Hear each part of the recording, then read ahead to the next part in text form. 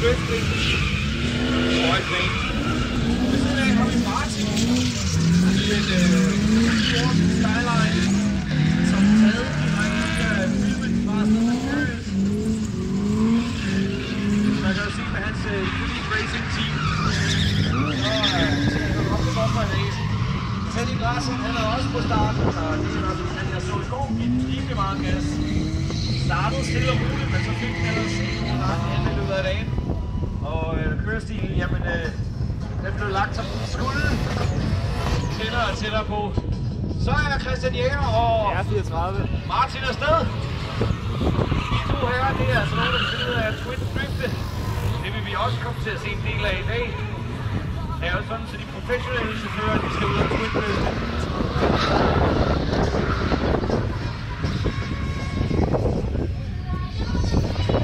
Der findes også rookie-chauffører her.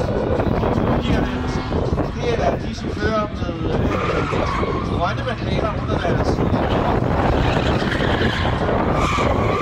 Der kører med dem, der er gule og grønne. Der er stået gule og røde, og det er rookier, som holdes i det grønne. Så rød, det er pro-kører. Semi-pro-kørende er i gul.